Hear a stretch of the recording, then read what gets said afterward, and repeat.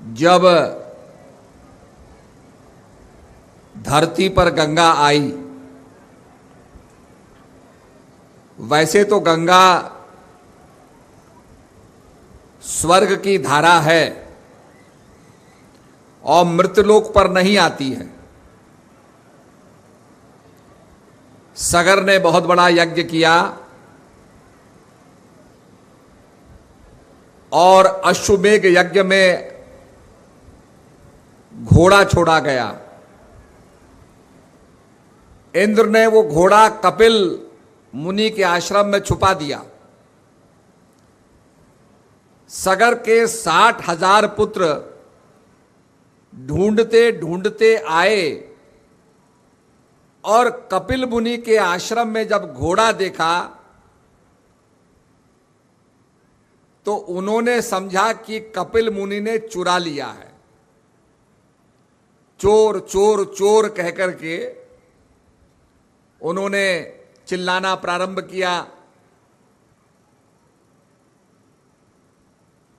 कपिल मुनि की समाधि टूटी, देखा सगर के 60,000 पुत्र उनको चोर चोर कहकर के प्रताड़ित कर रहे हैं। क्रोध आ गया और क्रोध की अग्नि में उन्होंने क्रोध में आकर के सगर के 60,000 पुत्रों को भस्म कर दिया। अब उस समय जल उपलब्ध नहीं होता था। There was scarcity of water. जैसे आजकल पानी का स्तर नीचे होते जा रहा है, पानी की बड़ी कमी होती जा रही है। बावड़ियां, तालाब जहां पानी हुआ करता था सूख गए।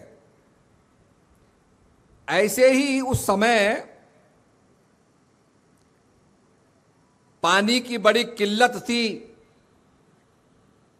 और उसके बारे में यह कहा जाता था कि अगस्त मुनि ने सारा पानी का आचमन कर लिया, पानी कम हो गया। अब सगर के पुत्रों का कल्याण कैसे होगा, तर्पण कैसे होगा, पिंडदान कैसे होगा, इसके लिए ये कामना की गई कि गंगा धरती पर आए। जो स्वर्ग की धारा है वो धरती पर कैसे आएगी? तो ये पॉसिबिलिटी को, इस संभावना को तपस्या के जरिए पूरा किया गया। भगीरथ ने तपस्या की। इसका मतलब यह है कि अगर हम कर्म करेंगे तो हम स्वर्ग को धरती पर ला सकते हैं।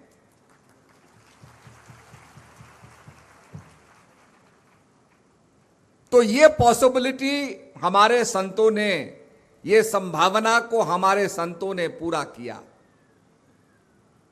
ये कथा गंगा दशहरा की और गंगा को धरती पर आने की ये समझाती है कि ये मानव,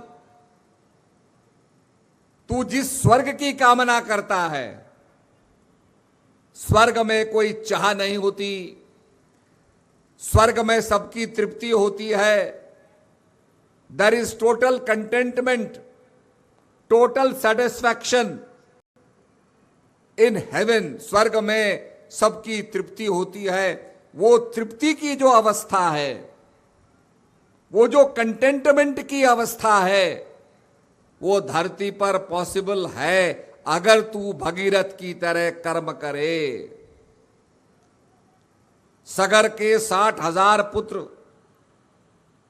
भस्म हो गए, कल्याण से वंचित हो गए, जल के विहीन उनका श्राद्ध कर्म नहीं हो सका। पर अगर हम कर्म करेंगे आपने देखा होगा कहीं पानी की बड़ी किल्लत होती है, हम एप्लीकेशन देते हैं कि साहब यहां पर ट्यूबवेल लगा दो। खुदाई शुरू होती है, ट्यूबवेल लगाया जाता है, जहां पानी नहीं है वहां ट्यूबवेल लग गया, पानी प्राप्त हो गया क्योंकि हमने कर्म किया, बोरिंग की, जल की गहराई तक पहुंच गए और गहराई में पहुंचने के बाद जहां जल का स्तर था वहां पर हमने पंप लगाया और पानी को पंप आउट कर दिया, बाहर निकाल दिया।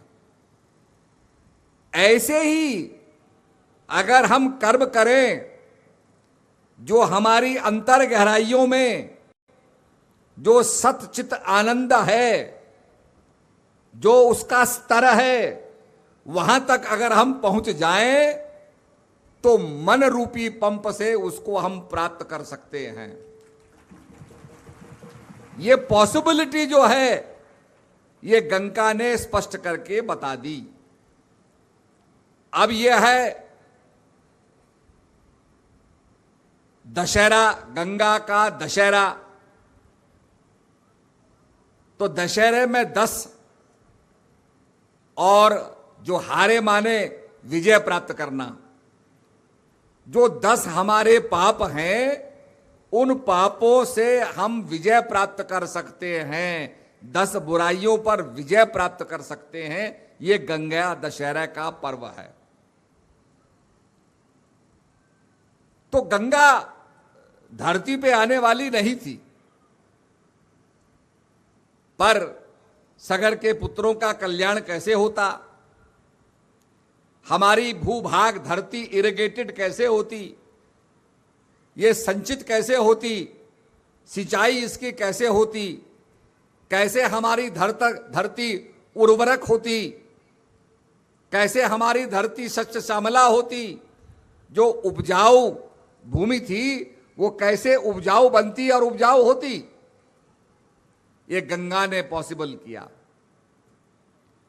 और आप जब गंगोत्री जाएंगे, बड़े पहाड़ों पर चढ़ते चढ़ते ऊपर जाकर के, और वहां गंगोत्री एक ग्लेशियर है, बर्फ का बहुत बड़ा पिंड है जहां से पानी निकल रहा है। और वो पानी ये माना जाता है स्वर्ग से आ रहा है। स्वर्ग माने जहां कोई पॉल्यूशन ना हो, कोई प्रदूषण नहीं है। उस ग्लेशियर वाटर को आप अगर लेंगे, पानी को लेंगे,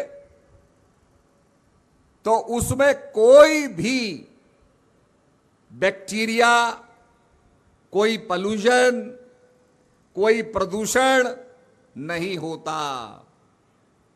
तो ऐसी हमारी मान्यता होती थी कि गंगा जल को बोतल में रख दो भाई, और जब भी निकालोगे तो आपको साफ का साफ, पवित्र का पवित्र गंगा जल प्राप्त होगा। वो गंदा ही नहीं होता, क्योंकि जो बर्फ है, जो ऊपर से बर्फ पड़ रही है, वो पानी बन के निकल रहा है, उसमें तो अभी कोई प्रदूषण आया ही नहीं। यहां हमारी गाड़ियां चलती है, कार्बन डाइऑक्साइड, कार्बन मोनोऑक्साइड, आपकी जो सल्फर डाइऑक्साइड, नाना प्रकार की गैसेस हैं, ये तो वहां पहुंच ही नहीं रही, स्पर्श ही नहीं कर रही हैं। वो तो ऐसा स्थान है जहां पैदल जाना पड़ता, गाड़ियां ही नहीं जाती। जैसे आपने देखा होगा डिस्टिल्ड वाटर, हमने किसी से पूछा भाई ये कैसे होता है, कह रहा जी बरसात का पानी। हम तो मकान के नीचे एक लगा लेते हैं, बहुत बड़ा टैंक बना देते हैं, बरसात का पानी साफ होता है, उसको डिस्टिल वाटर बना देते हैं। तो ऐसे ही सज्जनों, गंगा का जल निर्मल है, उसमें प्रदूषण नहीं है। आपने देखा होगा फ्रांस में एक पानी बिकता है जिसका नाम है इवियान। उसके बारे में वो कहते हैं कि पहाड़ के ऊपर झरना है, झरने से पानी जाता है पहाड़ के नीचे, पहाड़ के अंदर, और जब परीक्षण किया गया तो पता लगा 80 साल में वो पानी नीचे पहुंचता है। तो जो पानी नीचे प्राप्त हो रहा है वो 80 साल छनते छनते नीचे पहुंचा। तो लोग कहते हैं साहब बड़ा पवित्र पानी है, उसकी बोतलों में भर के बेचा जाता है, उसके बारे में वो कंपनी बताती है कि भाई 80 साल इसका फिल्ट्रेशन हुआ, साफ हुआ और तब ये पानी मिल रहा है। पर सज्जनों, वहां तो पत्थरों के बीच से है।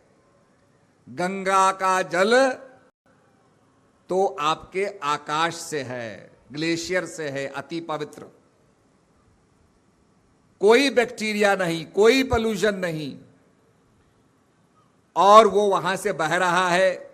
कथा आती है कि उसका इतना वेग था कि धरती हिलने लगी। तब भगवान शंकर को बनाया गया और उनसे कहा गया कि इसको अपनी जटा में धारण करिए, और भगवान शंकर ने जटा में धारण किया तो गंगा घूमने लगी, निकली नहीं। तब शंकर जी से भगीरथ अनुरोध करते हैं कि प्रभु मेरे भाइयों का क्या होगा, मेरे पूर्वजों का क्या होगा। तब भगवान शंकर एक लट धरती पर लटकाते हैं और वो गंगा बहने लगी। वास्तव में देखा जाए तो हिमालय में तो पानी और नदी जो है घूमती रहती है। आप जाएंगे देखेंगे कभी इधर जा रही है, कभी इधर जा रही है, घूम रही है। इतने वृक्ष हैं, इतने जंगल हैं, इतने वनस्पतियां हैं, जड़ी बूटियां हैं कि उनके अंदर ही जल अंतर्ध्यान हो जाता है, निकल ही नहीं पाता। क्योंकि ये सारा हिमालय, सारा पर्वत क्षेत्र क्या है? शंकर जी की जटाएं। इसके अंदर पानी विलुप्त हो जाता है। पर फिर सगर के पुत्रों का कल्याण करने के लिए एक धारा, और वो धारा बहती है। भगीरथ यहां से आई, बद्रीनाथ से अलकनंदा आई, तिब्बत से धौली आई, और ये सारी बहते बहते मंदाकिनी, नंदाकिनी, ये सारी नदियां बह करके जाकर के देव प्रयाग में मिलती हैं। पंच प्रयाग हैं, देव प्रयाग में ये नदियां मिलती हैं, और देव प्रयाग से गंगा बहने लगती है, गंगा शुरू हो जाती है। देव प्रयाग से पहले एक भगीरथी है, एक अलकनंदा है। उससे पहले एक जगह पर मंदाकिनी है, एक जगह पर अलकनंदा है। एक जगह पर अलग अलग नदियां हैं, पर ये समूह मिलकर के गंगा बनता है। ऐसे ही जिस देश के अंदर कल्याण करने की भावना हो, हम सब में कल्याण करने की भावना हो, हम सब किसी भी जाति के क्यों ना हो, किसी भी वर्ण के क्यों ना हो, अगर देश को आगे बढ़ाने की हमारी भावना हो तो हमारी भावना भी एकत्र होकर के गंगा के समान हो जाती है। पर इसके लिए सारी नदियों का विलय होना चाहिए, भगीरथ अलकनंदा का विलय होना चाहिए। They have to come together, unification होना चाहिए। इसके अंदर यूनिटी आनी चाहिए, एकता आनी चाहिए।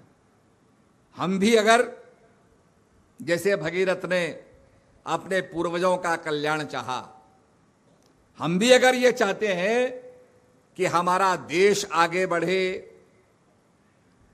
समाज में सद्भावना हो, हमारा देश विश्व गुरु बने, अगर ये हमारी भावना है तो गंगा की तरह हमें एक होना पड़ेगा। अगर हम एक नहीं होंगे तो गंगा नहीं बहेगी, और गंगा नहीं बहेगी तो हमारा देश आगे नहीं बढ़ सकता है। आप कभी जोशीमठ जाएं तो जोशीमठ में नंदा देवी की तरफ से, तिब्बत की तरफ से धौली गंगा बहती है। उसका इतना वेग है कि आपको झाग ही झाग दिखाई देंगे, सफेद सफेद पानी दिखाई देगा, इसके लिए उसको धौली कहा। विष्णु प्रयाग में वो आती है और इधर से बद्रीनाथ की तरफ से अलकनंदा बहती है, जिसको सरस्वती भी कहा जाता है, क्योंकि वहां पर वेदव्यास ने शास्त्र लिखे। और अगर आप जो भगवान बद्री विशाल ने ध्यान किया था, जो भजन बद्री विशाल ने अपने जीवन में प्राप्त किया था, अगर वो आप प्राप्त करें तो वो अलकनंदा आपके लिए सरस्वती है, ज्ञानमय धारा है। क्योंकि ऋषियों ने नदी के किनारे बैठ करके छोटे आश्रम बनाए और वहां से सत्संग प्रचार किया, शास्त्रों का निर्माण किया। वो भावना उनके अंदर आई और भावना को वो व्यक्त करते चले गए। तो धौली, अलकनंदा विष्णु प्रयाग में मिलती हैं। उसके बाद आप जाएंगे तो नंदाकिनी बहेगी। उसके बाद जाएंगे तो आपको जो है मंदाकिनी मिलेगी, जो केदारनाथ के नीचे से आ रही है। ये सारी नदियां जब मिलती हैं, मिल करके देवप्रयाग से गंगा कहलाने लगती हैं। नो डिस्टिंक्शन, उसमें कोई फर्क नहीं है। हम सब क्या हैं? भारतवासी, उसमें डिस्टिंक्शन नहीं है। कभी कभी हम विदेश जाते हैं तो लोग पूछते हैं जी आप कहां से हैं, कहां के रहने वाले हैं? तो हम कभी नहीं कहते जी हम भारत देश के रहने वाले हैं, हम कहते दिल्ली के रहने वाले हैं। हाजी हम मुंबई के रहने वाले हैं, हाजी हम साउथ के रहने वाले हैं। पर हम कभी नहीं कहते कि हम भारत देश के रहने वाले हैं, वी कम फ्रॉम इंडिया। तो कहने का मकसद गंगा की तरह एकत्व का भाव होना। और ये याद रखो, हमारे शास्त्र कहते हैं, और आज हम गंगा दशहरे का पर्व मना रहे हैं। गंगा दशहरे का पर्व यही सिखाता है कि स्वर्ग भी धरती पर आ सकता है, अगर आप तपस्या करो, अगर आप कर्म करो।